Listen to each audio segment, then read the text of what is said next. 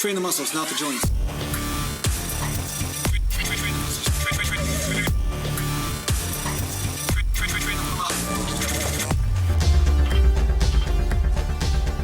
Welcome back to Natural Line Bodybuilding, and today I'm going to talk to you a little bit about a high rep set. Now, if you're wondering why I haven't uploaded for about a week, it's because we're under supreme flood conditions right now, and then there was a couple days where we had a bit of respite, you know, a bit of sun and the water levels went down.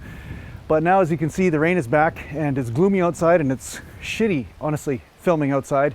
And filming inside, there's all sorts of sound issues and then lighting and all that kind of stuff. So I've just basically said, screw it, take a week off, and now I'm filming outside in this crappy weather once again. So that's your answer. If you're wondering if I'm still alive or dead, I'm still alive for now. You know, tomorrow's never guaranteed, you know what I'm saying? So whatever. But if this rain lightens up, then let's just say I have a better chance of seeing you on another video.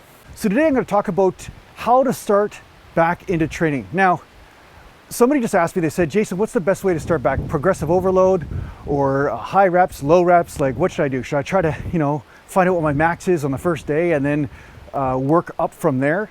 And my best advice to give to you is this: regardless of what type of program you decide to go on, whether it's a progressive overload program or whether it's just a hypertrophy program, because they both really cross quite a bit. I mean, I know people like to isolate everything as a separate island, but the bottom line is what you want to do is keep your intensity a little bit lower for the first few workouts. And by intensity in this case, I mean weight.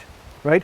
So even if you're doing like the pyramid type training, what you would do is pretty much 20 to 30 or maybe even 40% less weight than you normally would start with in your workout, and work your way up conservatively so that you're doing an easy workout. So say when you stop training, you could bench press 300 pounds and you'd usually do a set of 6 or something like that with 225 and then move up to 245 and vice versa.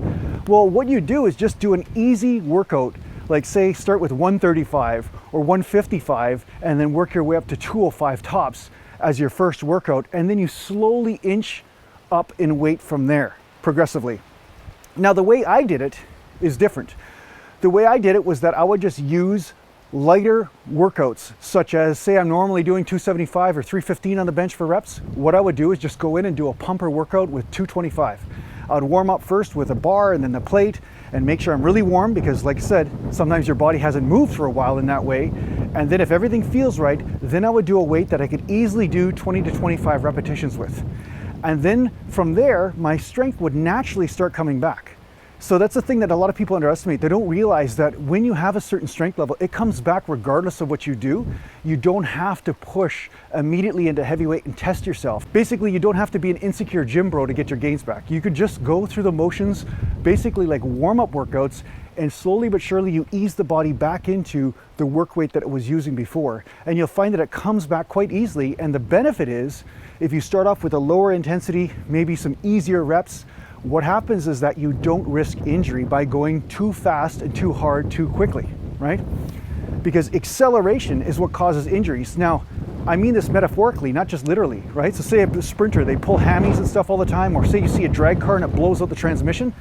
Well, it's also the same thing with trying to get your gains back too fast. If you try to get your gains back too fast, what happens is that you push too hard too quickly before the body's ready for it, and then you end up tweaking something before it's ready.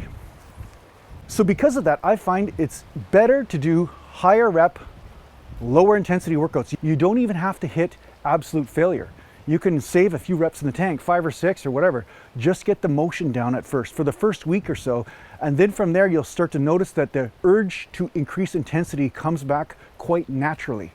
And that's what you're trying to do, is you're trying to ride the natural movements of the body to create gains, but you're not trying to bludgeon it with a sledgehammer, right? Bludgeoning the body with a sledgehammer, as much as it's glorified in this internet day and age and sensationalism, clickbait type titles and all that kind of stuff, is not the best way to get your body to perform at its max. Of course, you're moving yourself up into that intensity, but to start from a dead stop into the highest amount of intensity is a surefire way to get an injury or to sideline your training for a long time, right? So yeah, so that's my best advice for you. If you're starting off, just start conservatively and just notice how the gains just naturally come back, even if you're not pushing super hard. And then from there, you start to increase the intensity gradually. So yeah, I hope this helps you in your training. Thanks a lot for watching. If you need to get home, just go to naturallandbodybuilding.com. And thanks to the Patreon supporters, and take care for now. Mountain.